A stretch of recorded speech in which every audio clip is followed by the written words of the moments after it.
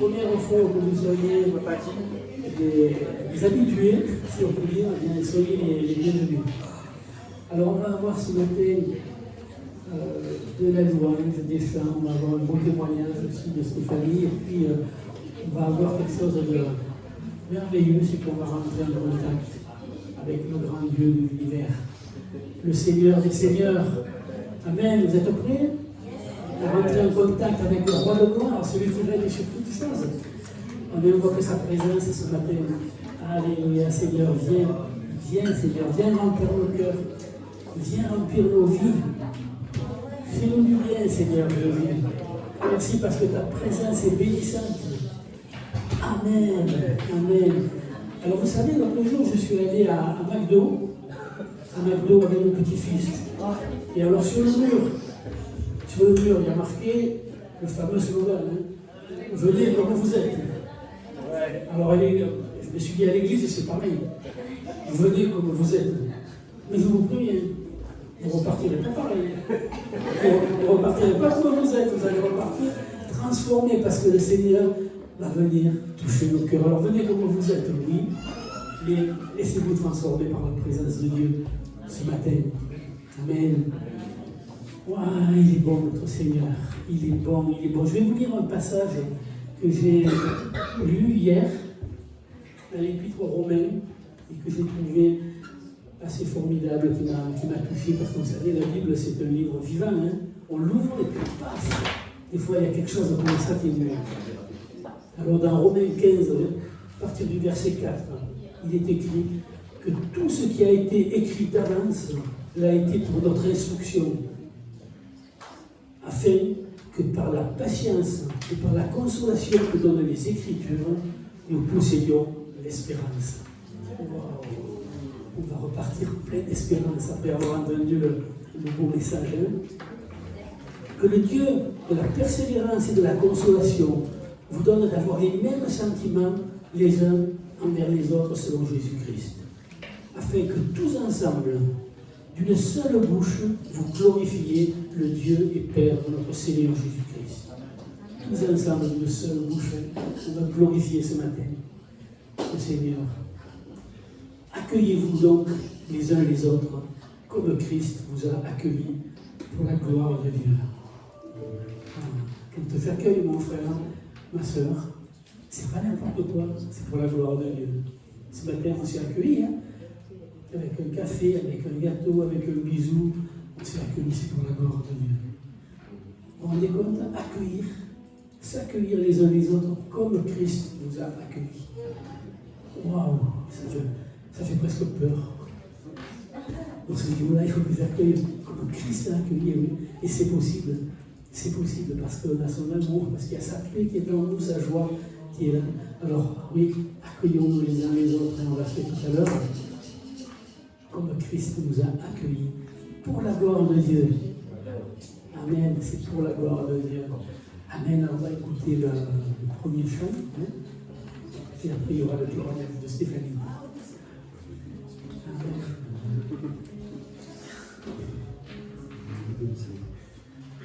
Pour ce premier chant, je veux vraiment vous inviter à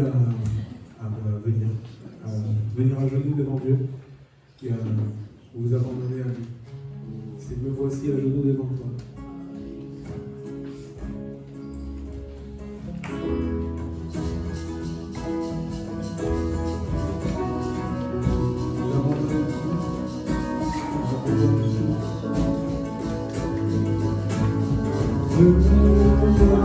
Voici à genoux devant toi,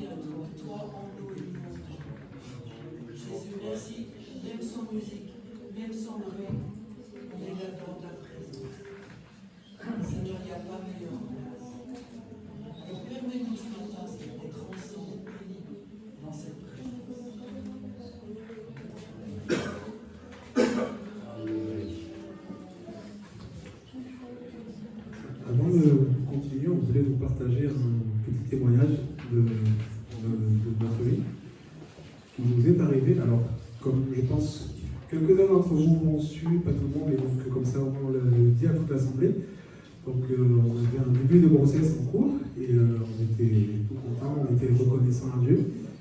Il nous semblait avoir reçu plusieurs paroles de Dieu nous disant que justement qu'il voulait nous donner cette vie qui nous portait, qu'il était avec nous, que cette grossesse allait arriver à terme et tout ça. Et finalement non. Et par deux fois en fait. Et ça a été très dur. Ça a été surtout difficile parce que on pensait avoir reçu cette parole claire. Et donc forcément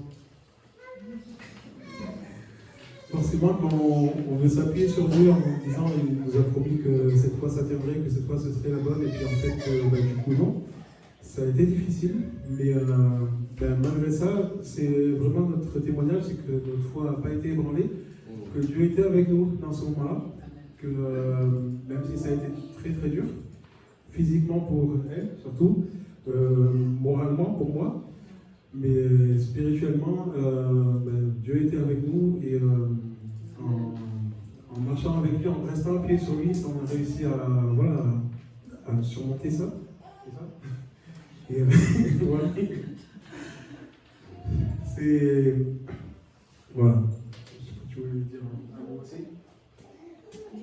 Effectivement, ça a été compliqué. Nous avions vraiment c'était une évidence que ce bébé est arrivé. C'était clair et net, on ne se donnait même pas la possibilité qu'il en soit autrement. Et en fait, on est monté à Paris. Et comme les choses sont jamais faciles, donc pour le mariage d'une de mes filles, et on a passé cette première nuit aux urgences, toute la nuit, juste avant le mariage, sans savoir si ce bébé allait tenir ou pas. Et Dieu vraiment était grand parce qu'il a permis déjà que ce jour-là, le mariage ne soit pas impacté. Malgré le fait qu'on a passé la nuit sans dormir, Dieu a vraiment permis qu'on puisse avoir le smile du mariage. Et dans les jours qui ont suivi, donc la grossesse s'est arrêtée, ça a été très fatigant. Et ma fille se marie encore, mais religieusement dans le sud. Et il fallait encore tenir 3 jours. Et franchement, il y avait d'un côté cette douleur. Moi, j'aime bien cette image de l'arc-en-ciel. D'un côté, cette douleur, c'était cette incompréhension quand ce bébé, on a perdu. Ça a été vraiment un jour ou deux en apnée, mais il s'est passé quoi là? En fait, non, c'est pas possible. Mais Dieu a permis qu'on compartimente d'un côté cette douleur et puis surtout cette joie parce que de savoir qu'il était là. Et ça, on l'a vraiment ressenti, et notamment la première nuit à l'hôpital, on n'a pas été ensemble, ils n'ont pas permis de rester avec moi, donc on a passé toute la nuit chacun de son côté. Je peux vraiment vous dire que Dieu était là. Voilà. Après, je comprends, on ne sait pas pourquoi on ne saura pas, et à la limite ça on s'en fiche parce que Dieu fait ce qu'il veut, lui il ne se trompe pas. Voilà. Non, je ne sais pas à quel moment on s'est trompé, mais ça c'est pas un problème, lui ne se trompe pas. Et vraiment on a à cœur de le louer, de s'abandonner à lui et de le remercier pour ce qu'il donne, de le remercier pour ce qu'il ne donne pas, parce qu'il sait ce qu'il fait. Voilà. Donc je voulais vraiment témoigner de ce que je vois d'un côté, de cette douleur, et puis c'est un bel arc-en-ciel, que je sais qu'avec le temps, le bel arc-en-ciel laissera un casque au soleil, quoi. Mais vraiment témoigner de ce qu'il a fait pour nous, sa présence et le fait de, voilà, quand on s'abandonne à lui, ça n'enlève pas l'épreuve, mais par contre ça nous permet de la passer avec lui. Voilà. On peut passer dessus.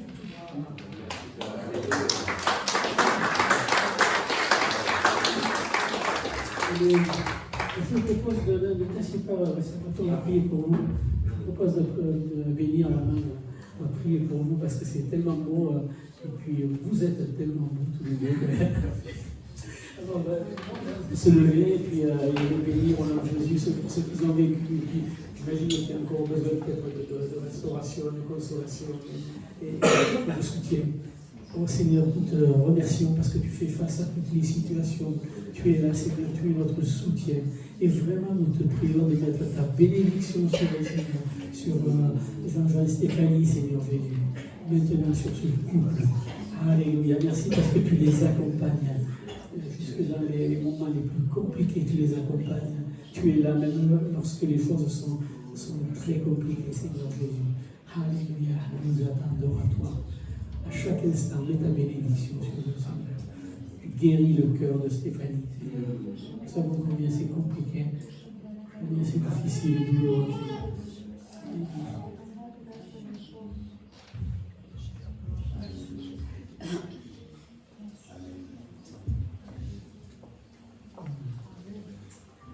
Amen, merci beaucoup. C'est le témoignage qui nous encourage beaucoup, hein, parce que on a chanté tout à l'heure, le chant précédent, c'était je m'abandonne à toi et je veux te connaître plus. Et ça me fait penser à ça. Et moi, je voulais vous proposer une chose parce que tout à l'heure, on a prié, là, on a commencé, puis Jacques a reçu une parole et il a vu comme si on était tous ensemble, qu'on se tenait la main et qu'on avançait en pleine mer, ensemble, dans l'eau. Parce que des fois, on a peur d'avancer de l'eau froide, on n'est pas bien, etc. Alors, on fait comme ça, on se tient la main. Et on avance, et on avance. Alors, je voudrais vous proposer de le faire, ça. De le faire parce que je crois qu'il y a des situations que peut-être on n'a pas encore abandonnées entre les mains du Seigneur. Il y a des situations que l'un ou l'autre sont difficiles à abandonner entre les mains de Dieu. Hein. Et là, on a eu un exemple. Et il y a des situations comme ça. Alors, si vous voulez, on va se lever, se tenir tous la main, comme si on avançait en plein eau, comme ça.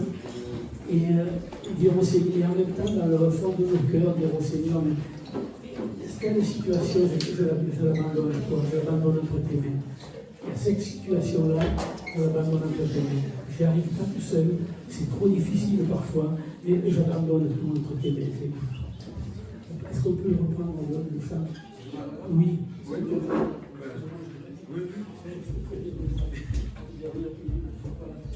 Voilà, tenons-nous comme ça par la main et puis imaginons, on avance en plein ombre comme ça. On n'a plus peur de rien, on avance parce qu'on est ensemble et parce que le Seigneur est avec nous et en même temps, eh bien, Seigneur, cette situation, je la l'abandonne, je te la laisse, Seigneur, je la mets devant toi, je la dépose devant toi, quelle qu'elle soit.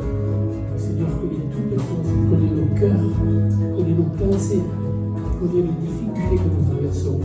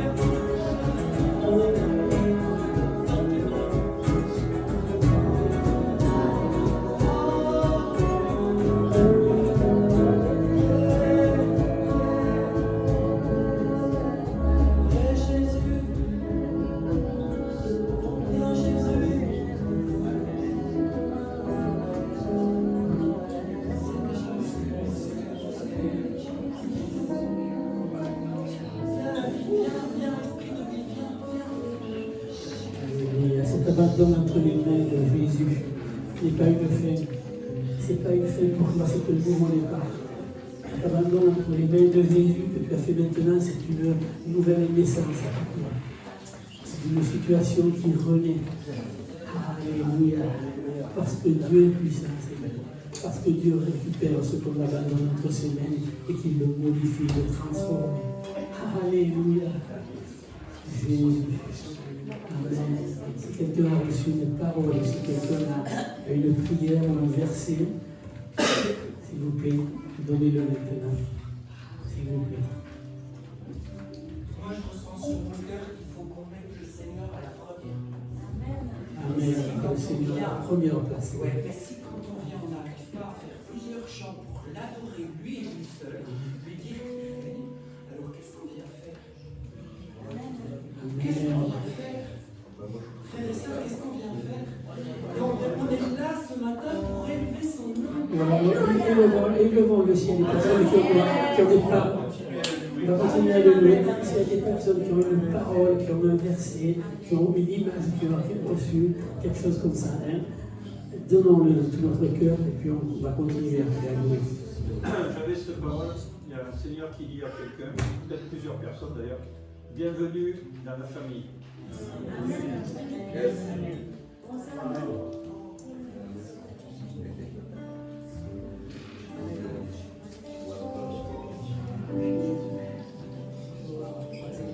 Moi j'ai une image qui est venue, c'est il est sorti du tombeau, c'est pourquoi j'ai l'espérance.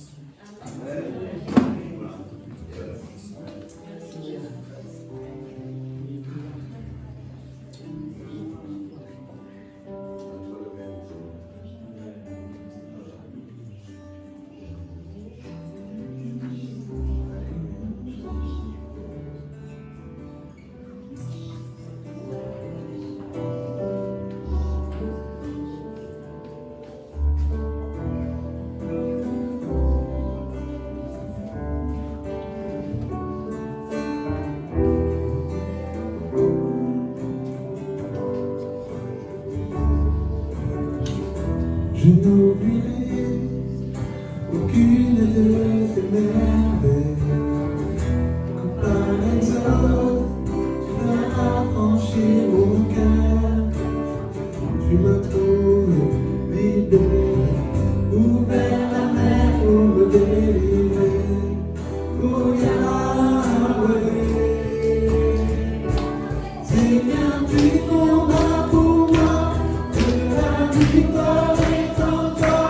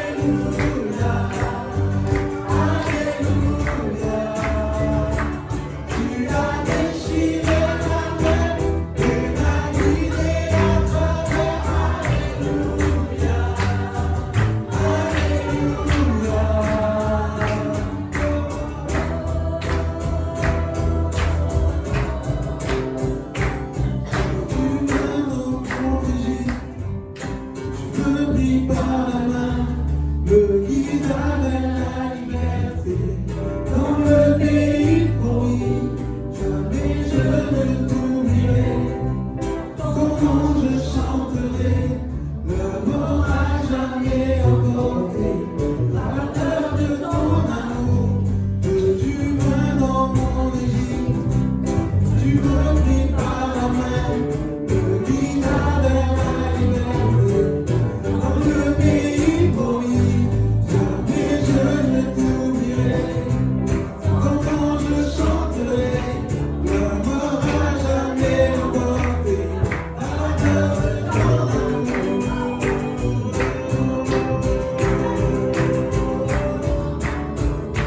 Seigneur, tu combats pour moi, que la victoire est en toi. Alléluia, Alléluia. Tu as déchiré la mer et m'as guidé à travers. Alléluia, Alléluia. Seigneur, tu combats pour moi, que la victoire est en toi. Alléluia, Alléluia. Tu as déchiré la mer et m'as guidé à travers. Alléluia, Alléluia. Seigneur, tu combats pour moi, que la victoire est en toi. Alléluia, Alléluia. Tu as déchiré la mer et m'as guidé à travers. Alléluia, Alléluia.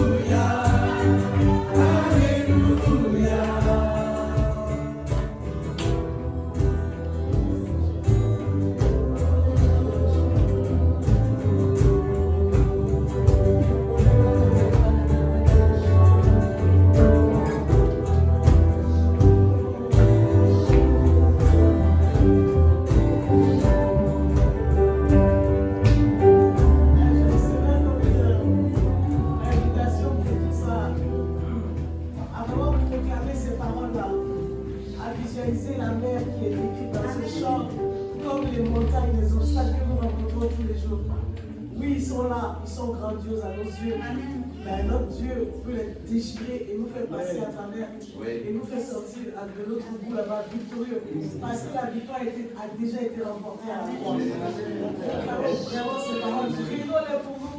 Dans chaque situation que nous vivons, disons que oui, cette mer-là, notre Dieu va la déchirer et on va passer à travers. Parce que c'est lui qui crée tout, qui appelle à l'existence ce qui n'existe pas, et qui détruit ce qui a détruit. Donc, proclamons vraiment avec foi ces paroles-là. J'avais vraiment la même image, la mer qui s'ouvre. Il y avait une femme, Myriam, qui a dansé avec un tambourin face à ses ennemis. Voilà, donc vraiment, dansons face à notre ennemi parce que Dieu est victorieux. Nous pouvons danser face à l'ennemi car Dieu est victorieux. Amen. Alléluia.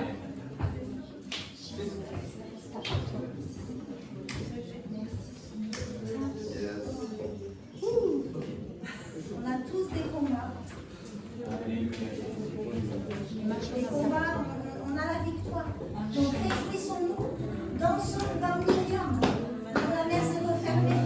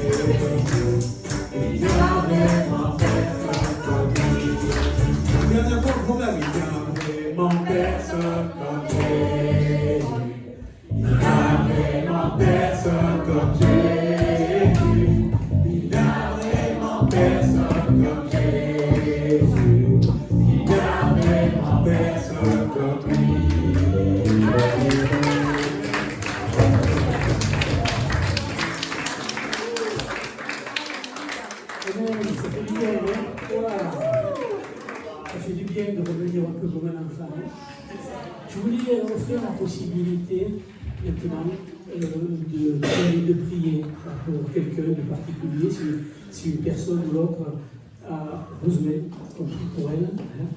Il y a eu des paroles qui ont été données ce matin, qu'on est dans la famille de Dieu, on est une famille. Il y a eu des paroles qui ont été données sur la mère qui s'ouvre, sur s'abandonner. Alors peut-être quelqu'un a besoin de prier pour une question de santé, pour une question de travail, ou pour toute autre chose. Et on peut prier maintenant. Je voudrais juste offrir cette possibilité, si quelqu'un veut compris pour lui ou pour elle maintenant, pour une situation particulière. Est-ce qu'il y a quelqu'un qui se demande la prière? Non? Personne? Et derrière les piliers? Non? Alors, oui, quand même, on va prier pour toi, ma soeur. Comment c'est ton prénom? Pauline, on va prier pour Pauline. Et ben, écoutez, les personnes, alors tu veux dire pourquoi ou pas? Avoir du discernement en général, on va avoir des personnes qui sont à côté vont venir prier pour toi et te bénir au nom de Jésus pour que tu reçoives le discernement. Parce qu'il n'y a vraiment personne comme Jésus. Hein? Il n'y a vraiment personne comme lui. Alors le discernement va venir. Seigneur, nous te bénissons pour Pauline, Seigneur. Nous t'apportons notre sœur Pauline et nous te demandons vraiment que tu la remplisses de ta présence, de ta paix, de ta sagesse, Seigneur. Qu'elle puisse avoir le discernement par rapport à la situation qui la préoccupe maintenant, Seigneur Jésus. Merci parce que c'est toi qui marches devant et tu ouvres les portes, Seigneur. Alléluia. Tu vois qu'elle t'a ouvert son cœur, qu'elle a apporté ce matin, qu'elle a déposé devant toi ce fardeau, Seigneur. Et tu connais son cœur. Et tu fais du bien maintenant. Tu réponds à sa prière. Tu réponds à sa prière et tu mets cette onction sur elle. Onction de grâce et de paix. Alléluia. Tu renouvelles Pauline maintenant dans sa foi, Seigneur. Alléluia. Amen.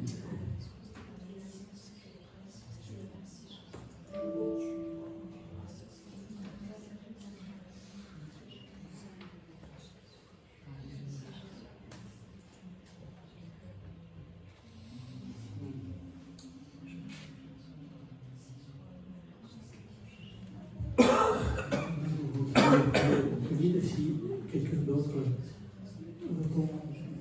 apporte un sujet particulier au Seigneur, que personne ne se prie de demander vraiment l'onction et la bénédiction. Oui. J'ai une sœur qui a une traitement pour le cancer. Tu peux parler plus fort. J'ai une sœur qui est malade, qui est en chimio pour le cancer. Une de tes sœurs? On va la bénir au nom de Jésus. Si vous voulez aller prier pour oui, Seigneur, nous savons que tu es venu pour guérir toutes les maladies, Seigneur. C'est même marqué que tu guérissais tous ceux qui venaient à toi, Seigneur Jésus. Et vraiment, nous voulons t'apporter cette sœur qui est là et qui est malade, Seigneur Jésus. Nous l'apportons au trône de ta grâce, Seigneur. Parce que nous savons que tu es tout-puissant, que tu es capable de guérir toutes les maladies, même les cancers les plus terribles, Seigneur. Tu es capable de les guérir au nom de Jésus. Nous proclamons la guérison maintenant. Nous proclamons la guérison et que cette maladie parte maintenant au nom de Jésus. Alléluia, qu'elle soit renouvelée. Que cette sœur soit renouvelée, soit remplie. Alléluia. Merci Seigneur pour ta bonté, pour ta fidélité. Amen.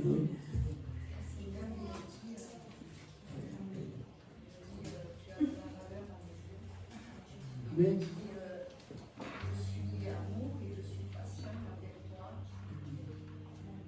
Oh, c'est beau, hein? Seigneur, tu as de la valeur, on va prier pour toi. Seigneur, nous prions de bénir notre sœur Malika, Seigneur. Merci pour ces paroles de réconfort que tu lui as données, Seigneur, dans ce temps où elle est là, Seigneur, où elle est dans une épreuve aussi, et tu la bénis maintenant, Seigneur. Tu lui donnes des paroles de réconfort. Tu as dit qu'elle a de la valeur et que tu es à côté d'elle, Seigneur. Alléluia, merci mon Dieu. Merci Jésus. Oui, proclamons la grâce et la paix, Seigneur Jésus, sur Malika et sur cette situation, Seigneur. Proclamons la paix maintenant au nom de Jésus. Alléluia. Seigneur, entends nos prières, nous voit nos cœurs. Seigneur est tout puissant. Alléluia.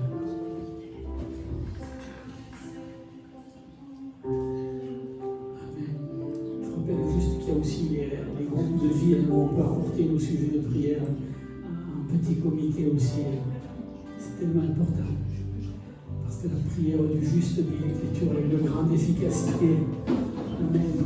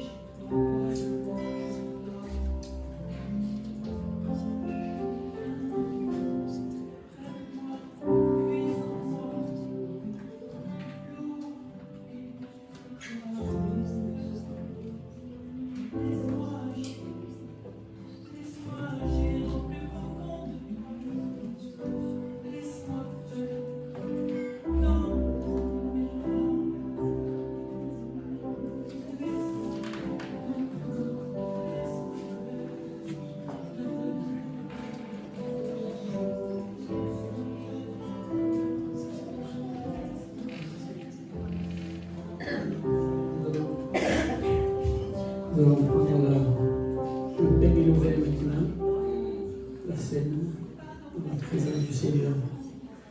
Notre Seigneur qui s'est donné pour nous, qui a donné sa vie. Un Seigneur qui est allé jusqu'au bout, jusqu'à la croix, qui a versé son sang et qui nous a libérés par son sang précieux. Ça nous a été rappelé ce matin. Il est victorieux, il est ressuscité. Amen. Si vous voulez, oui.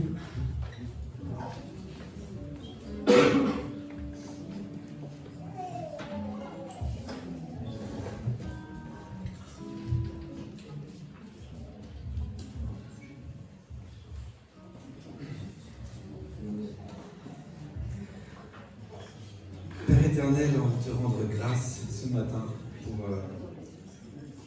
pour ton sang à la croix, pour avoir donné ton Fils, Seigneur, pour nous, Seigneur, pour nos péchés, pour le pardon de nos péchés, pour nous racheter, pour nous libérer, Seigneur, de la puissance du péché. Et Père, vraiment, on veut se rappeler ce matin. Se rappeler ce matin que tu es mort et ressuscité et que tu reviens. Que tu reviens.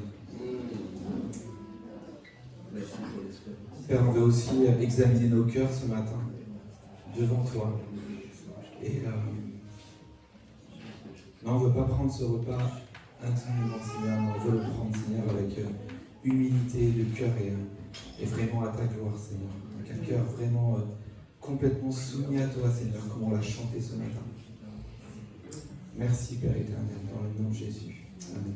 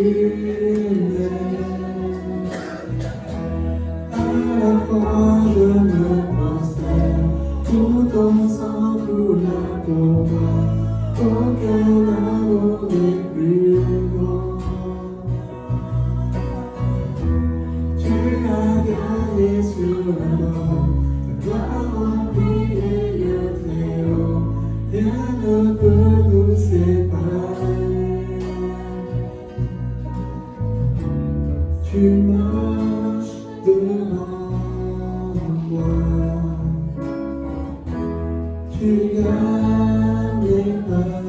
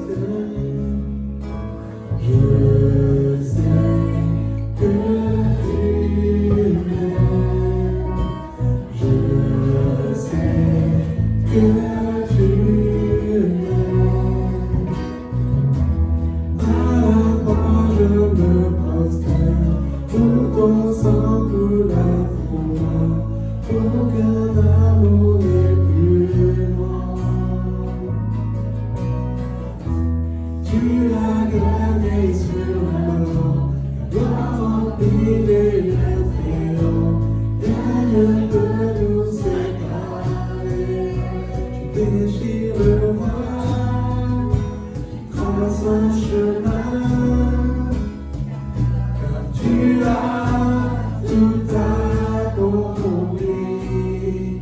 Tu déchires le voile, trace un chemin. Tu as tout accompli. Si tout s'effondre devant mes yeux, tu resterais là. Je sais que tu m'aimes. Je sais que tu m'aimes. Oh, d'abord, je sais que tu m'aimes. Je sais que tu m'aimes. Je sais que tu m'aimes. Promets-le sur ta vie. Je sais que tu m'aimes. Je sais que tu m'aimes. À la croix, je me prosterne. Où ton sang coula pour moi. Aucun amour n'est plus grand. Tu as gagné sur la croix. Tu as rempli les lieux très hauts. Rien ne peut nous séparer. À la croix, je me prosterne. Où ton sang coula pour moi. Aucun amour n'est plus grand. Tu as gagné sur la croix. Tu as rempli les lieux très hauts. Rien ne peut nous séparer.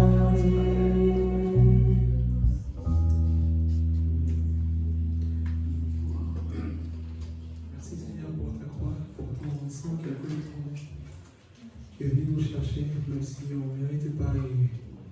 Et je sais que tu m'aimes, que rien ne me séparera de ton amour. Ni les puissances d'en haut, ni les puissances d'en bas, ni le présent, ni l'avenir. Amen. Oui, Amen. Alors, merci beaucoup alors, à toute l'équipe de louange et puis aussi à tous ceux qui, à toute la technique. On peut vraiment l'applaudir. On peut l'applaudir. Il y a aussi l'équipe des enfants, il y a la table de mixage qu'il faut savoir vraiment régler. Il y a toutes ces choses-là. Et pour pouvoir vivre un bon moment comme on a eu, eh bien, il faut toutes ces choses-là. Alors, un grand merci à tous. Un grand merci à tous avant d'écouter le message que Dieu a mis sur le cœur de Jean. Je vais vous partager quelques annonces. Quelques annonces sur la vie de l'Église, quelques informations. Alors d'abord, sachez que le cœur à cœur rouvre mercredi. Alors je crois que c'est une bonne nouvelle pour plusieurs qui attendaient ça. Donc le cœur à cœur rouvre mercredi. Il y aura un atelier écriture à 10h. Jeudi, il y aura l'atelier créatif. Donc avec Well et Agnès, elle m'a dit qu'elle voulait partager quelque chose sur le scratchbooking. Oui, donc comme tous les 15 jours à peu près, nous aurons l'atelier créatif donc, jeudi de 10h à 17h. C'est ouvert à toute activité, couture, tricot, collage, peinture, scrap, modelage, etc. Les ateliers sont gratuits, il faut bien le savoir.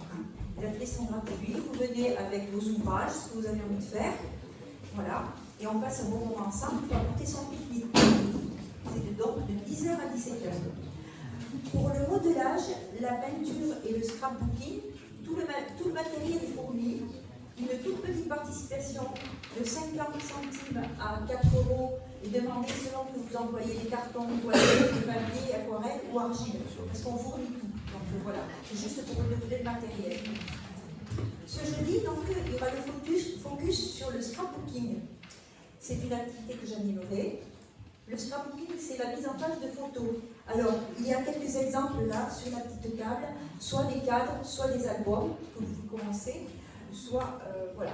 Après, je vais vous montrer différentes choses qu'on peut faire encore. Ça peut être aussi pour des cadeaux pour Noël. Hein. Des cadeaux, on a quelques photos. Pour cela, il faut apporter de 1 à plusieurs photos. En tirage 10-15, j'insiste bien, tirage 10-15, parce qu'on a du matériel qui est adapté au tirage 10-15 ou un peu plus, mais pas en dessous. Voilà. C'est des photos d'un même moment, un même événement, une même journée. Vous regarderez les albums. Hein, voilà. Si vous êtes intéressé et si vous avez des questions, vous pouvez me voir à la fin du vidéo. Voilà, je serai par là. Voilà, merci Elias. C'est bien de voir des choses, des activités comme ça qui se mettent en place. Donc, il y a aussi les réunions, les réunions de groupes de vie, hein, en semaine, donc mercredi, jeudi, puis fait les réunions traditionnelles à Saint-Hilaire aussi, Dions-la-Calmette et ici à l'Est, à 19h. Réunion d'intercession le mercredi à 17h30, il ne faut pas oublier. Et puis, il y a le dimanche matin aussi à 9h, réunion de prière pour les courageux. Il y en a 2 d'intercession cette semaine. Il y en a 2. Samedi. Heureusement qu'il me connaît, Xavier. Il sait qu'il me met un petit papier parce qu'il sait que je vais l'oublier à la moitié. Alors, il y a 2 réunions, dis-le, écoute, ça ira plus vite. Il y a 2 réunions d'intercession cette semaine. Quel jour et quelle heure? Il y en a une mercredi, il y en a une, donc, et samedi, voilà. Bon, à 17h30, là, oui, c'est marqué là. Ok, bon, merci Xavier. Voilà, donc du coup, je ne sais plus, qu'est-ce qu'il faut dire maintenant? Voilà, il faut que je vous parle du week-end du 14 au 16 novembre avec Pete et Kim. Qui viennent depuis l'église de l'Isro et qu'on n'a pas reçu depuis quelques années. Donc c'est un bon week-end en perspective. Mettez cette date à part. Mettez cette date à part. Bon, j'ai dit une bêtise encore. Hein. C'est pas Isro, c'est l'aéroport.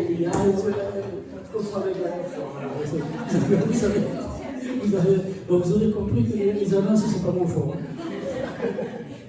Si quelqu'un est bon pour les annonces, d'ailleurs, je fais la formation, il peut me remplacer largement, il n'y a pas de souci. Bon, écoutez, je crois que j'ai rien oublié, si d'ailleurs. Sinon, il faut envoyer par mail. Sûrement que si, j'ai oublié des choses. Bon, écoutez, vous recevrez les informations chez vous sur le mail, sur l'adresse mail, de toute façon. Voilà, je suis désolé de ne pas donner les informations comme il faut, excusez-moi.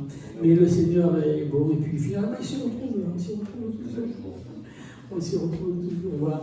On va bénir Jean. Hein, la boîte a circulé pour l'offrande aussi. Et puis on va appeler Jean s'il veut bien venir nous partager le message que Dieu a mis sur son cœur.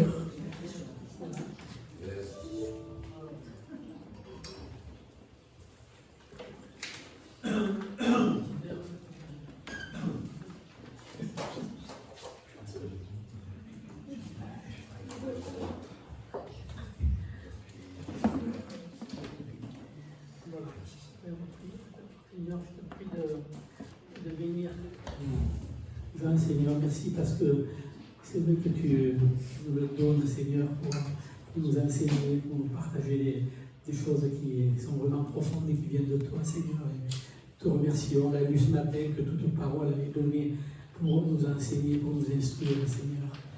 Et merci pour Jean, merci pour son autorité spirituelle et pour ce qu'il est, Seigneur.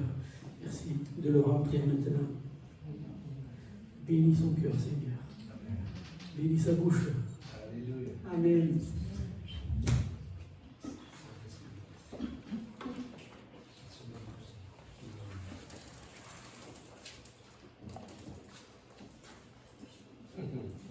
Merci Seigneur. Vous aurez compris que Patrick est plus sensible aux choses invisibles. Et il suffit qu'il vous lise Romains 15, verset, voilà, comme tout à l'heure au début, et ça ouvre les yeux et Dieu touche.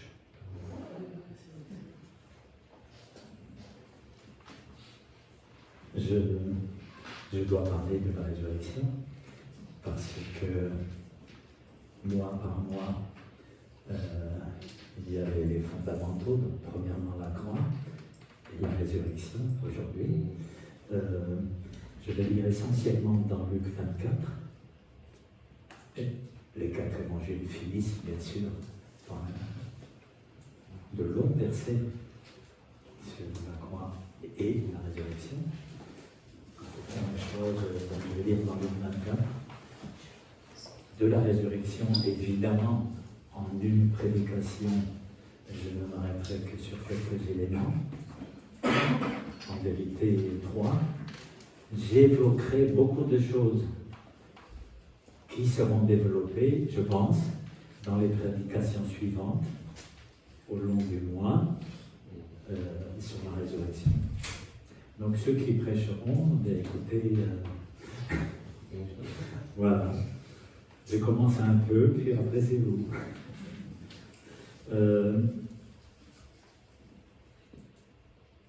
En fait, je voudrais souligner 3 choses. D'abord, c'est que, et donc d'après les paroles de Jésus, bien sûr, d'après ce qui est écrit, la résurrection de Jésus est à comprendre avec la croix. De même que la croix est à comprendre avec la résurrection.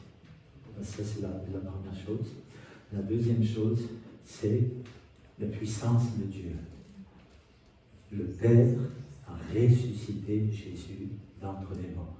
Donc, je ne vais pas insister longtemps là-dessus, ça peut donner lieu à plus d'insistance dans une autre prédication pendant le mois.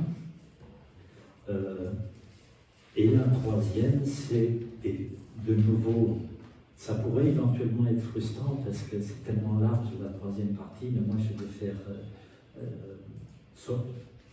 j'espère, sobrement, c'est que la résurrection de Jésus a un effet sur nous. C'est évident, c'est le béaba, voilà. Mais d'accord. Il y a des textes impressionnants à ce sujet. La conclusion sera, Jésus dit, je suis la résurrection et la vie. Voilà, donc première partie, Luc 9, verset 22. Il, donc Jésus, ajouta qu'il fallait que le Fils de l'homme souffre beaucoup, qu'il soit rejeté par les anciens, par les principaux sacrificateurs et par les scribes, qu'il soit mis à mort et qu'il ressuscite le 3e jour. Donc les 3 anciens sacrificateurs, scribes, c'est l'élite spirituelle, l'élite religieuse de ce temps-là. Donc il faut, Jésus dit, il faut. Et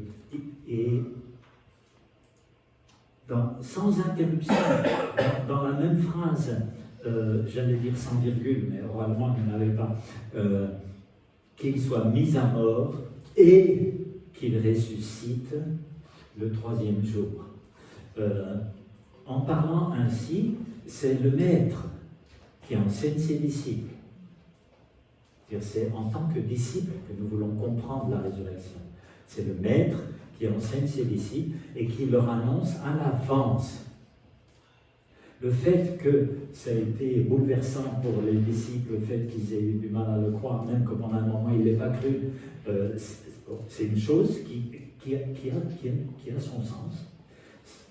Mais cette chose ne doit pas me faire oublier que Jésus l'avait dit à l'avance. Qu'il l'avait dit. Donc, qui c'est le premier qui a parlé de la résurrection de Jésus? Jésus. Avant.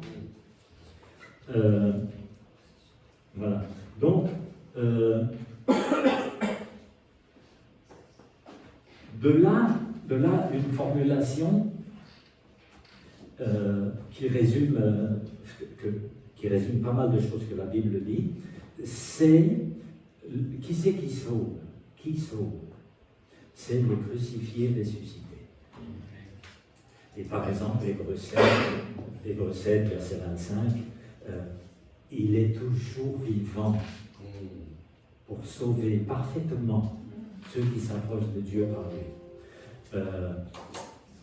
Donc, en aucun cas, tout ce que nous avons lu, vous avez, évidemment, je ne suis pas beaucoup ici, mais que vous avez lu, médité, et adoré Dieu pour ça, au sujet de la croix, en aucun cas, on ne peut dire, voilà, ça c'est dit, c'est un thème hyper important, maintenant on passe à autre chose. Non, on ne passe pas à autre chose. Ça forme un tout. D'accord. Parce que si je veux comprendre la croix sans la résurrection,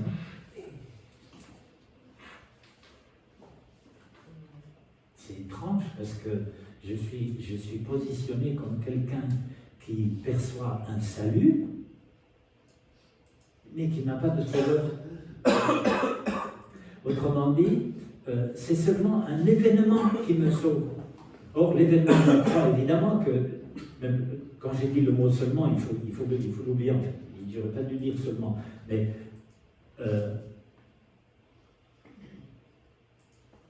l'événement, c'est Dieu qui l'a fait arriver. Ils le disent dans leur prière, dans le chapitre 4 de Pilate, Hérode et nos anciens, ils ont mis à mort ton saint serviteur Jésus, ils appellent Dieu maître, là, mais pour faire, ils se sont ligués contre, pour faire ce que ta main et ton conseil avaient déterminé d'avance. Donc la croix est un fait que Dieu a fait arriver. Et la résurrection est un fait que Dieu a produit. Alors, je pense que nous connaissons par cœur les derniers versets de Romains 4. Jésus-Christ, livré pour nos offenses et ressuscité pour notre justification.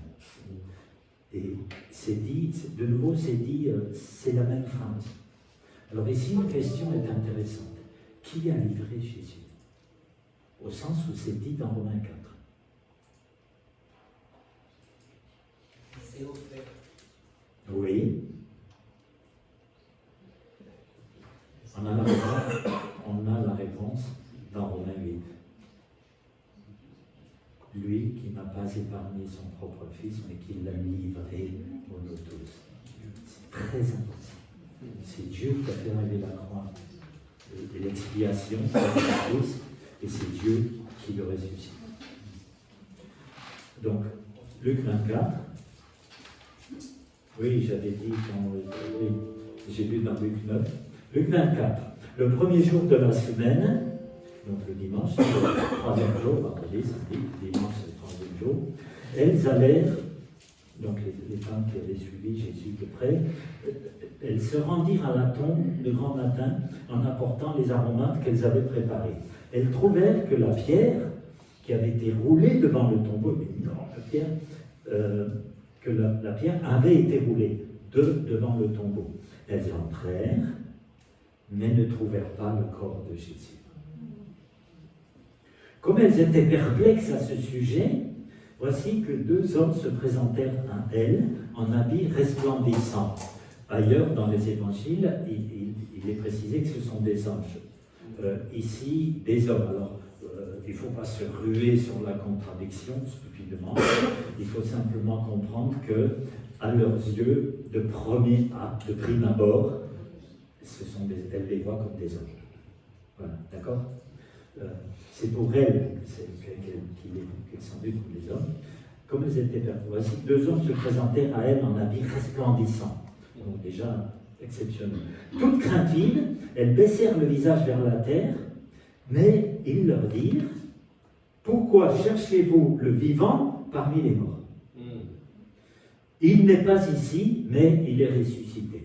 Donc cette dernière petite phrase n'est pas dans tous les manuscrits de Luc, mais elle est dans d'autres, tel ou tel autre évangile. Alors voilà, souvenez-vous de quelle manière il vous a parlé lorsqu'il était encore en Galilée et qu'il disait, il faut que le Fils de l'homme soit livré entre les mains des pécheurs, qu'il soit crucifié et qu'il ressuscite le troisième jour. Et elles se souvinrent des paroles de Jésus. Alors là, il y a une énorme leçon pour nous. Dieu envoie des anges. C'est eux qui ont roulé l'affaire. Ce ne sont pas les anges qui ont ressuscité Jésus, c'est Dieu. On est clair là-dessus. Et que disent les anges? Et peut-être l'un ou l'autre parmi nous se dit, si Dieu m'envoyait des anges, que par les anges il me fait dire quelque chose, là quand même j'écouterai sérieusement. Oui, si Dieu envoie un ange, c'est pas rien. C'est vraiment pas rien, d'autant qu'il n'y a que lui qui les envoie, c'est pas nous qui les convoquons, hein, contrairement à... Ok. Nous ne commandons pas aux anges. Il n'y a pas une virgule là-dessus dans la Bible. Alors, oui, si Dieu envoie des anges, il faut prendre au sérieux ce qu'ils vont dire. Cependant, que disent les anges ici? Souvenez-vous de ce que lui a dit. Moi, je trouve ça, mais alors, là, je suis aux anges. C'était pas pour lui que... finalement, les anges, parce que ce sont des serviteurs de Dieu envoyés au bénéfice de ceux qui doivent être sauvés. Donc, finalement, qu'est-ce que les anges peuvent dire de plus élevé que de nous redire, que de nous focaliser sur les paroles de Jésus? On comprend mieux ce qui a été lu que par la consolation, la patience et la consolation que donnent les Écritures. Elles donnent quelque chose, parce qu'elles sont paroles de Dieu. Elles rapportent les paroles de Dieu. Du tombeau, elles s'en retournèrent pour annoncer, donc bien sûr, les anges ont redit ce qu'on a lu dans Luc 9, que Jésus a dit, pour annoncer tout cela aux 11 et à tous les autres. Et alors ici, je vais m'arrêter. Alors, c'était Marie-Madeleine, Jeanne, Marie, mère de Jacques, les autres avec elle, le dire aux apôtres. Ici, je vais pas le lire, mais on a dans Marc 16, au verset 8 et suivant, il y a une précision qui est apportée, qui aide à comprendre que, en fait, elles ne l'ont pas dit tout de suite. Et Marc 16, c'était Pierre, Pierre qui parle, c'est Marc qui écrit. Pierre rappelle qu'elles étaient hors d'elles-mêmes et dans un formidable effroi. Voilà. Donc, le temps qu'elles se regroupent, voilà. Puis finalement, elles l'ont dit. Elles l'ont dit aux 11, puisqu'il y avait plein, des 12, il n'y avait plus Judas. Voilà.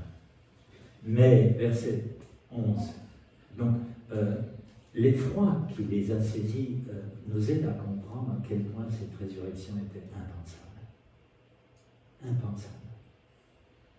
Il faut le comprendre. C'est-à-dire que je ne pense pas que tous les disciples de Jésus, que toutes ces femmes étaient présentes quand Jésus a ressuscité le fils d'une veuve, Anaïm, qu'il a ressuscité la fille d'un chef de synagogue, d'un Jairus, ou quand il a ressuscité Lazare, certaines étaient là, d'autres non, peu importe, mais tout le monde a entendu ça.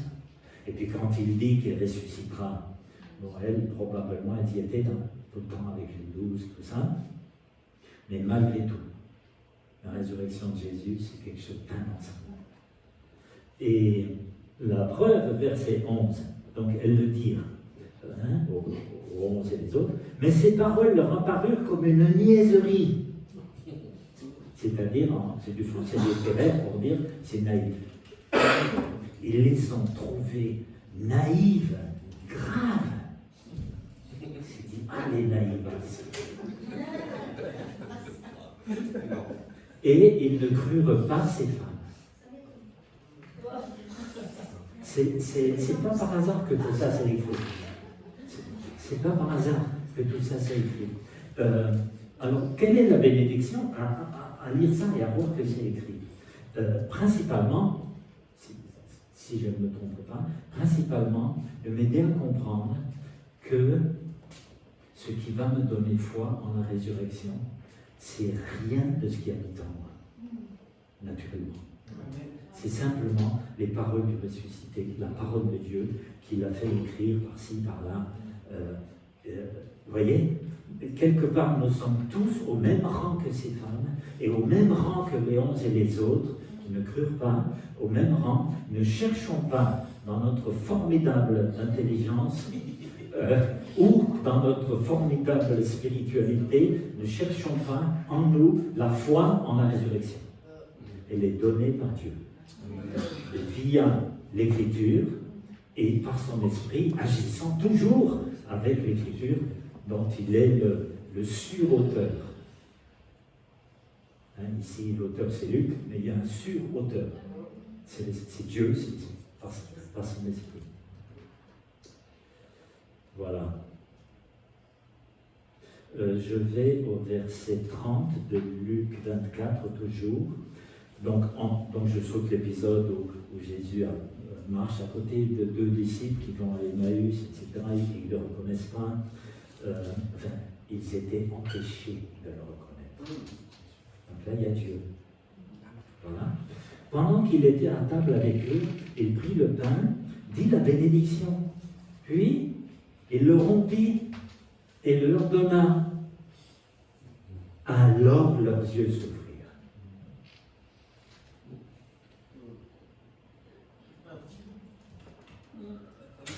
D'aucuns se régaleront de voir ici un rapport entre la croix et la résurrection, à juste titre. Mais il disparut de devant eux. Et ils se dirent l'un à l'autre, notre cœur ne brûlait-il pas au-dedans de nous lorsqu'il nous parlait en chemin et nous expliquait les Écritures? Parce que c'est ce qu'il a fait. Et pourquoi il brûlait leur cœur? Parce que c'est le ressuscité qui enseigne ses disciples. C'est le ressuscité qui enseigne ses disciples. Quand bien même ils ne savent pas que c'est lui, c'est lui. Et ça le fait. Bon, tu lis quelque chose, il te semble que ça ne te touche pas, que ça ne fait rien. Mais c'est lui. Et donc il brosse quelque chose au fond. Ils se levèrent à l'heure même, retournèrent à Jérusalem, à peu près 11 km qu'ils avaient déjà fait, retour, et là il fait nuit déjà, et trouvèrent les 11 et leurs compagnons, qui leur dirent, le Seigneur est réellement ressuscité. Il faut probablement y entendre une discrète confession, nous ne le croyions pas. Écoute, je pense. Et il est apparu à Simon.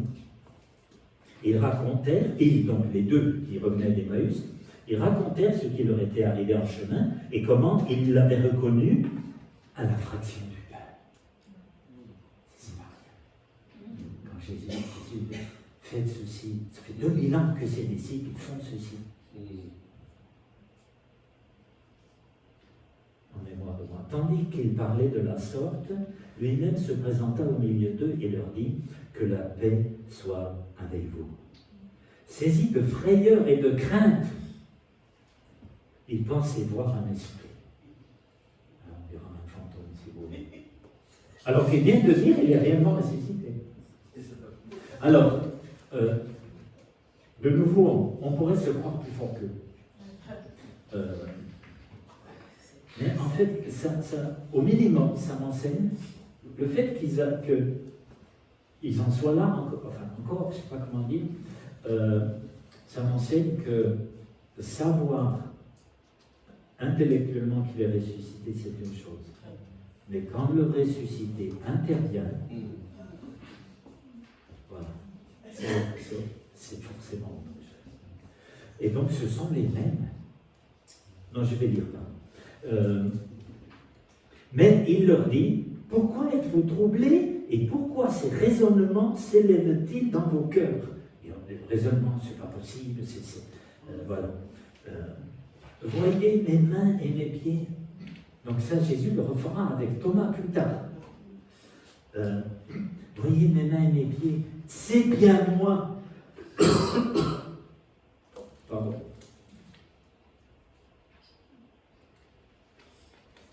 c'est bien moi. C'est bien moi. Touchez-moi et voyez. Et alors là, il va leur parler vraiment au niveau où il, pardon, le mot, je n'ai pas le mot heureux là, mais il va leur parler comme il faut, mais oui, Jésus. Et voyez, un esprit n'a ni chair ni os, comme vous voyez que j'ai. Donc il les amène au factuel. Factuel. Et en disant cela, il leur montra ses mains et ses pieds.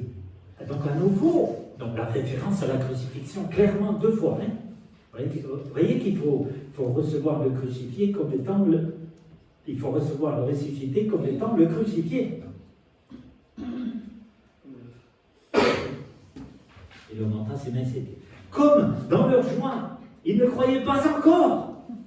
Mais bon, ils y allaient. Clairement. Et qu'ils étaient dans l'étonnement, il leur dit, avez-vous ici quelque chose à manger? Ils lui présentèrent un morceau de poisson grillé. Il le prit et le mangea devant eux. Voilà, factuel. Factuel. Qu'est-ce que ça nous enseigne? Principalement, le fait là qu'il dit toucher, voyez, et que lui il est mangé. Plus tard, ils vont dire, nous avons mangé avec lui nous-mêmes après sa résurrection. Nous sommes témoins. C'est que la résurrection était vraiment corporelle. C'est le corps crucifié, les mains et les pieds percés, c'est le corps crucifié que Dieu a ressuscité. C'est capital. Il existe des croyants, plus ou moins croyants, donc rationalistes, libéraux, qui voudraient réduire, donc qui sont trop intelligents pour croire que Jésus est corporellement ressuscité, et qui voudraient réduire cela à un sens symbolique, et qui disent un peu, ma foi, c'est que, en croyant en lui, en pensant à lui, il vit dans mon souvenir. Ce qu'on dit pour quelqu'un qui est défunt. Il vit dans mon souvenir. Et certains voudraient que ce soit ça, la résurrection de Jésus. Voilà, je ne m'arrête pas plus, mais la Bible est extrêmement claire, résurrection corporelle. Le corps qui a porté nos péchés et qui les a expiés, et qui est mort, et qui a été enseveli, c'est ce corps-là de Jésus incarné, le corps que Dieu a fait naître miraculeusement en Marie, c'est ce corps-là qui est ressuscité. Nous le savons tous, mais c'est un bonheur d'insister là-dessus. C'est Dieu qui agit, et la puissance de Dieu. Je lis quand même les versets suivants pour nous, en temps particulier pour nos oreilles de disciples. Puis il leur dit, c'est là ce que je vous disais lorsque j'étais encore avec vous. Il fallait que s'accomplisse tout ce qui est écrit de moi dans la loi de Moïse, dans les prophètes, et dans les psaumes, proverbes, etc., les autres livres.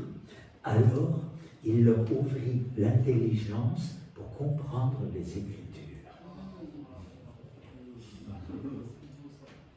Alors, ben oui, si quelqu'un est trop intelligent pour croire qu'il est ressuscité, il ne peut pas comprendre les Écritures. C'est le ressuscité qui nous les ouvre, qui a commencé et qui ne nous lâche pas avec ça. Voilà. Et donc les mêmes, ils annonçaient avec une grande assurance la résurrection de Jésus, Acte 4, 33. Et ils étonnaient justement cette élite, les notables qui l'avaient rejeté et condamné. Et donc bien sûr, entre les deux, il y a la Pentecôte, qui est un effet immense de sa résurrection et de son ascension. Acte 2, 32, 33. Mais ça, bon, ça sera le sujet d'une autre prédication. Quand je dis une autre prédication, je ne parle pas de moi. Je pense que les autres prêcheront tout le mois de novembre. Voilà. Mais bon, je ne peux pas ne pas le mentionner. Et évidemment, la résurrection de Jésus est bien plus que les résurrections provisoires. Le fils de la veuve, la fille de Jairus, etc. Parce qu'ils sont morts à nouveau. Puis surtout, une fois ressuscités, ils étaient les mêmes qu'avant. Voilà. Maintenant, Éphésiens 1, 19, 22, ce verset a été évoqué plus ou moins ce matin dans une prière. Je crois que c'est par Jean. Qu'est-ce que j'ai dit? Éphésiens 1. Voilà. Donc la puissance de Dieu qui a ressuscité Jésus, la puissance de Dieu. Je ne vais pas rester longtemps, mais ça va être puissant. Alors, non pas ce que je vais dire, mais ce que je vais lire.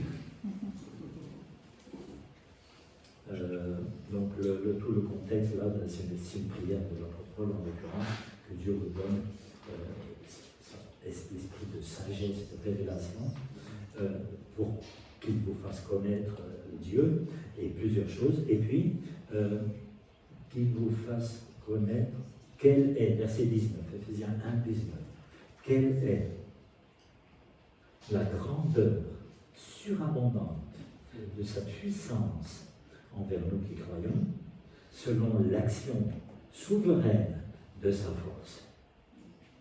Il l'a mise en action, sa puissance, sa force, sa grandeur, dans le Christ, en le ressuscitant d'entre les morts et en le faisant asseoir à sa droite dans les hauts cieux, au-dessus de tout.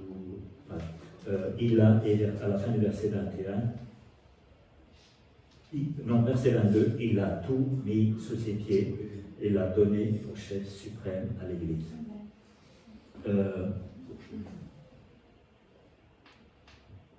Avant que Jésus ne soit incarné, qu'il ne remplisse son ministère, qu'il ne soit crucifié et que Dieu ne le ressuscite, est-ce qu'il n'avait pas déjà tout sous ses pieds? Est-ce qu'il n'était pas déjà Fils éternel de Dieu? Ce qui est dit ici, on lit dans Romains 1 au tout début, verset 4, je crois, qu'en le ressuscitant, Dieu le déclare Fils de Dieu. Il l'est déjà. Il le déclare pour qui?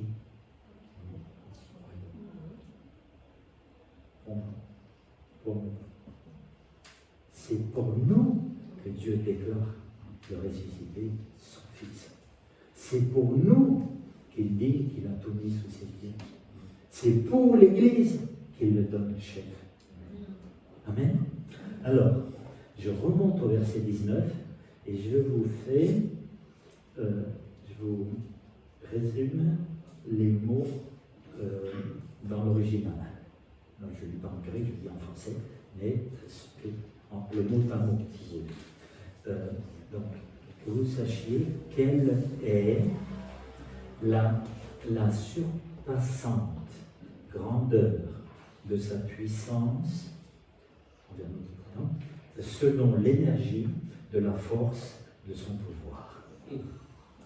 Voilà. À ma connaissance, de tout le Nouveau Testament, c'est la plus grande concentration de mots qui disent la puissance de Dieu. Et les mots sont dits au sujet de quoi? De la résurrection de Jésus. À développer. Dernière partie. Pardon. 1 Pierre 1, verset 3, qui résume ce que nous allons lire. C'est un résumé formidable que Dieu a inspiré à Pierre. Donc, dernière partie au sujet des effets de sa résurrection sur nous. 1 Pierre 1, verset 3. Béni soit le Dieu et Père de notre Seigneur Jésus-Christ, qui, selon sa grande miséricorde, donc le Père, nous a régénérés par la résurrection de Jésus-Christ d'entre les morts. Et donc là, on rejoint ce qui a été lu au début, pour une espérance vivante. Mais tout de suite, il nous a régénérés par la résurrection de Jésus-Christ d'entre les morts. Qu'est-ce que ça veut dire? Qu'il nous a fait renaître. Si Dieu avait livré son Fils à la mort pour effacer nos péchés, mais ne l'avait pas ressuscité, peut-être serions-nous pardonnés, mais nous ne serions pas de nouvelles créatures. Alors là, j'ai fait de la doctrine fiction, d'une stupidité insondable, abyssale, mais quand même. C'est juste pour un tout petit peu aider à bien comprendre qu'il nous a régénérés par la résurrection de Jésus-Christ. Toutefois, pour comprendre un peu, nous distinguons un peu entre sa croix et sa résurrection, il ne faut pas trop distinguer. Il faut rester sur ce qu'on a dit au début. C'est à comprendre comme un tout. Alors, Colossiens 2, verset 12.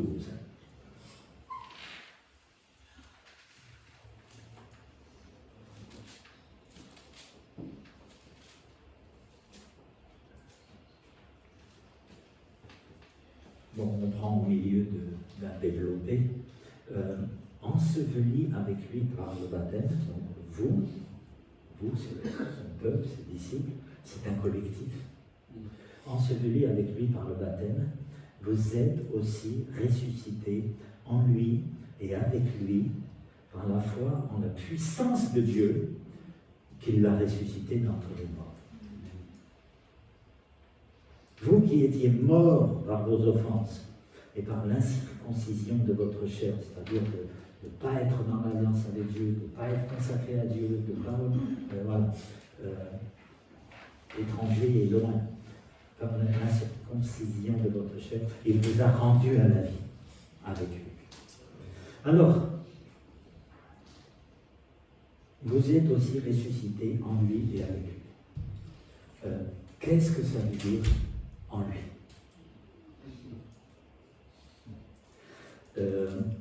Pour une fois, j'aime pas trop faire ça, mais pour une fois, je crains d'y être obligé.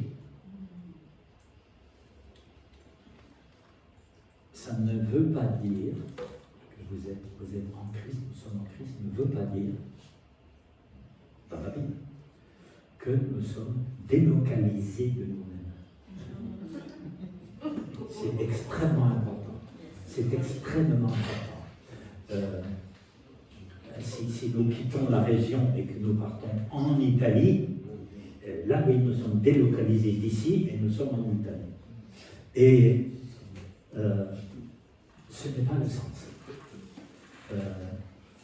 Pourquoi? Parce que si on le comprend comme ça, on part dans une sorte de fusionnel mystique. Et même quand Jésus dit qu'il soit un en moi, comme toi, Père, tu en moi et moi en toi, en aucun cas Jésus ne signifie qu'il se fond dans le Père, que le Père se fond en lui. Ce n'est pas le sens. Le Père, c'est le Père, le Fils, c'est le Fils.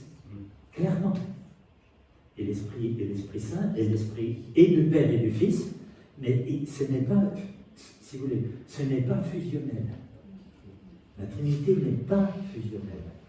Et notre communion avec Dieu, opérée par son Esprit, par sa parole, n'est pas une fusion. Alors c'est quoi? Mais Jésus l'a dit dans sa prière, qu'il soit un, comme toi et moi nous sommes un. Donc entre Père et Fils, ce n'est pas fusion, c'est union. C'est union.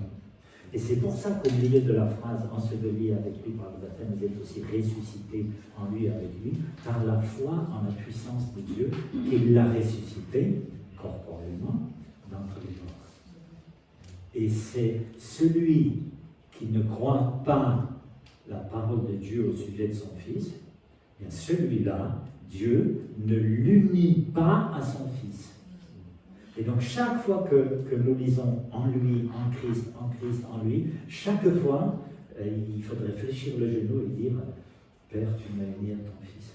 C'est toi qui nous as mis en lui. » Vous voyez? Mais pour autant, nous sommes... alors, une anecdote authentique, hein? Comme plusieurs le savent, je visite pas mal d'églises, donc je ne dirai pas dans laquelle. Et je ne dirai pas quand. Un frère, un grand-père en l'occurrence, un frère mûr, moi je ne sais plus, on parlait, puis il y avait un de ses petits-enfants parlait, puis il dit, mais moi je suis dans le ciel, je suis assis dans le ciel. Et donc son petit-enfant, pré-ado, lui dit, non papy, tu es ici. Non, je suis dans le ciel. Non, tu es ici. Et donc le frère qui me connaît bien, il me regarde et je sens qu'il attend que je dise quelque chose. Alors, j'ai dit quelque chose. J'ai dit qu'on va dans Colossiens 3, verset 1, verset 3 et verset 5. Et j'oublie pas, hein, je garde le fil, enfin j'espère. Si donc vous êtes ressuscité avec le Christ, verset 1, verset 2, car vous êtes morts, votre vie est cachée avec le Christ en Dieu. Et verset 5, faites donc mourir votre nature terrestre, coucherie, impureté, passion, mauvais désir, cupidité, qui est une idolâtrie. Le verset 1 dit au peuple de Dieu, vous êtes ressuscités avec le Christ. Ce qui veut dire, Dieu vous a unis à Christ ressuscité. Il vous a fait renaître, vous êtes des nouvelles créatures. Si vous voulez ressusciter avec lui, il faut penser à Jean chapitre 3. Celui qui est né de la chair, de l'esprit. Voilà. Le verset 1 dit, vous êtes ressuscités. Le verset 2 dit, vous êtes morts. Et comment vous êtes morts? Morts au péché. Mort par identification à Christ crucifié en lieu et place de vous. Donc, mort avec. Vous êtes mort avec Christ, vous n'êtes pas du tout délocalisé de votre vie. C'est Dieu qui vous a unis au crucifié.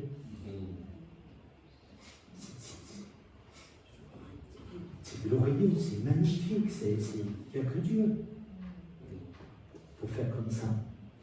Et puis, verset 5, faites donc mourir vos moyens actuels de vraiment mal faire.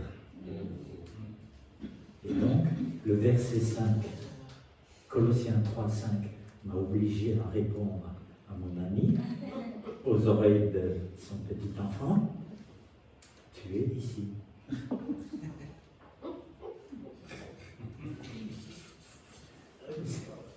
Si on était vraiment, on était délocalisés. Alors pourquoi, entre chrétiens, on se ment? Pourquoi il y a des convoitises? Pourquoi, il n'y a pas longtemps, un frère m'a dit, j'ai participé, il parlait d'événements de... Non, je ne dis pas ça. Et pourquoi je suis tenté par ceci, par cela, et pourquoi la pornographie est un problème pour des chrétiens? Et pourquoi, vous voyez, on n'est pas délocalisé, on est unis à lui. Et dans sa grande miséricorde, il continue de nous sanctifier et de nous garder.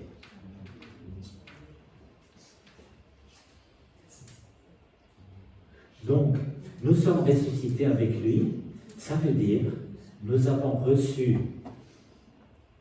un statut, enfant de Dieu, et une nature, nouvelle nature. Mais Colossiens 3, verset 10, un peu après ce qu'on vient de lire, précise bien, Colossiens 3, 10, vous avez, verset 9, dépouillé la vieille nature, donc là c'est comme le verset 5, et puis revêtu la nature nouvelle. Alors d'aucuns diront, ah ben maintenant je suis tout neuf, moi je ne pêche plus.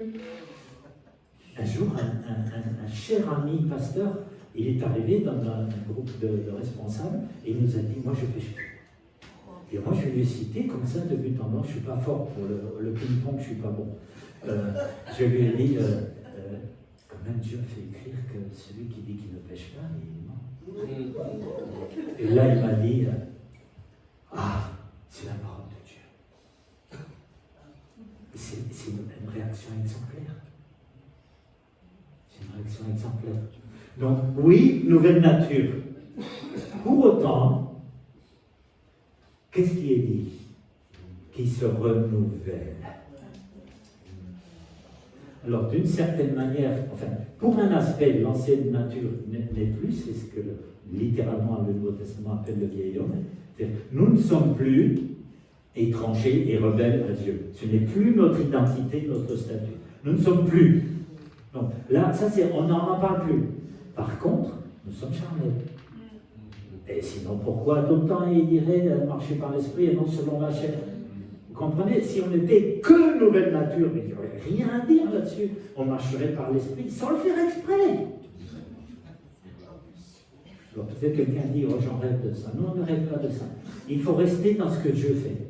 Et Dieu nous a laissés ici, dans ce corps-ci, non délocalisé, et il nous bénit, et nous le servons aussi pour le salut d'autres personnes, et pour édifier ses enfants. 40 minutes. Ça veut dire qu'on s'approche.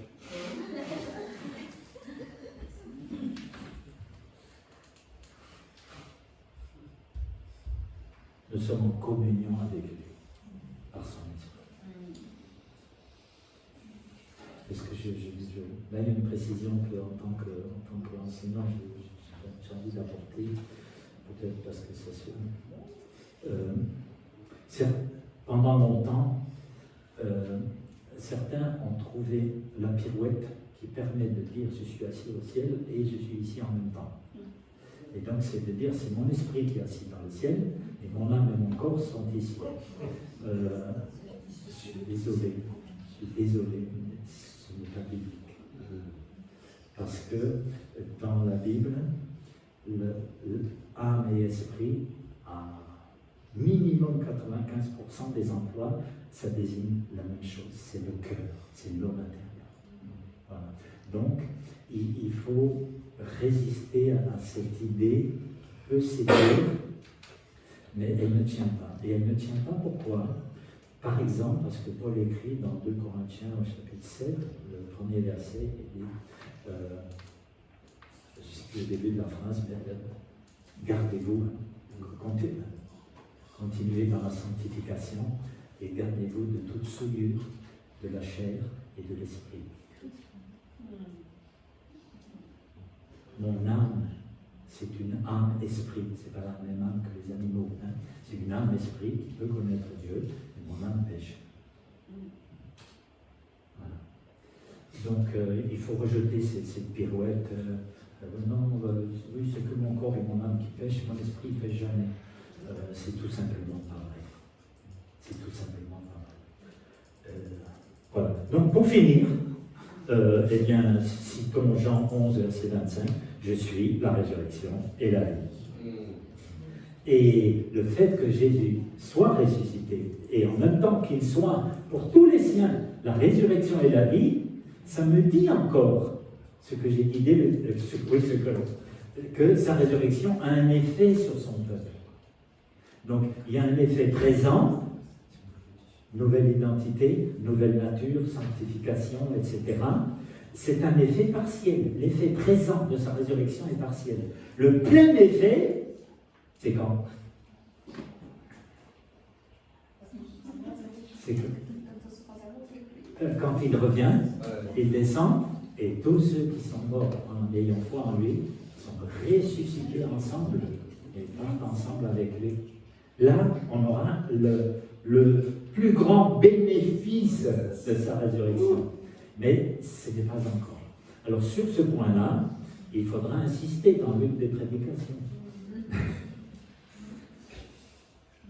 Amen.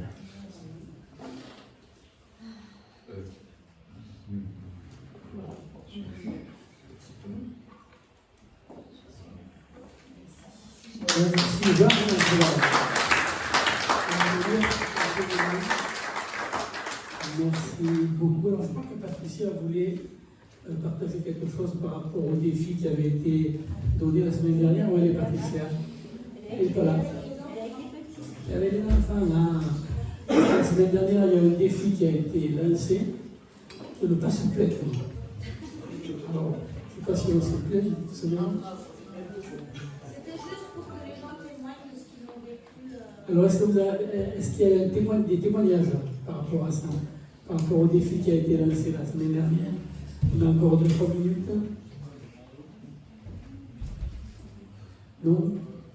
Pas de témoignage. Oui. Donc, j'ai essayé de dur de ne pas se plaindre, parce que c'est quand même un exercice auquel on accepte. Moi, je sais que c'est. Et notamment, sur une journée de travaux qu'on avait à la maison, forcément, travaux, c'est le moment où il y a un problème, quand il y a un petit rapport, et après, quand tu pousses, après un moment, elle dit, ah non, je ne dois pas le faire, d'essayer de dire, je ne peux pas, je reste positif, confiant, et il y a quelqu'un pour aider, donc on va y aller. Donc ça m'a aidé à moins le faire. Voilà, bon, mais c'est vrai que ça aide, tu te dis, bon, et ça t'a ramené à tout ça. Alors, de toute façon, on pourra partager ces choses-là aussi dans les groupes de vie. Hein. Donc, voilà, on pourra reprendre un peu ce thème dans les groupes de vie et puis reprendre le thème aussi de la résurrection. Donc, alors, Jean-Philippe va nous faire une annonce. Oui. Juste, je rappelle, parce que c'est important de s'inscrire, c'est cette formation avec l'AEE, Association Enfance Évangélisation, qui démarrera en janvier. Il y a 5 sessions. Il faut s'inscrire parce que donc le nombre de personnes est limité. Voilà. Donc c'est Edson qui m'a dit, rappelle bien l'Église que les personnes intéressées puissent s'inscrire. Pourquoi cette formation? Parce que nous nous sommes engagés avec l'AEE aussi à travailler comme une sorte de partenariat où une fois par mois, un jeudi, là, en l'occurrence ça va être le jeudi 13 novembre, où de 16h30 à 18h30, on accueille des ados, des enfants de 6 à 14 ans, où il y a un éveil à la foi et un soutien scolaire aussi. Voilà. Donc les personnes qui sont intéressées pour voir ce travail-là, c'est vraiment super. Venez, et c'est beau de voir Edson et Paola à l'œuvre, mais ils sont là aussi pour nous montrer comment faire, comment apprendre aussi à encadrer ces enfants et puis à leur transmettre la foi. Voilà. Donc les Italiens sont là, ici sur le côté.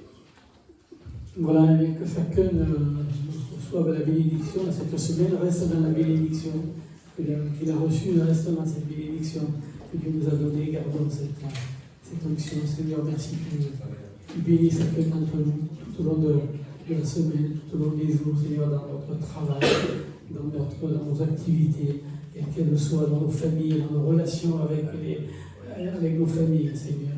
Mets ta bénédiction. Amen. Passez une bonne image à tous. Voilà, une bonne journée.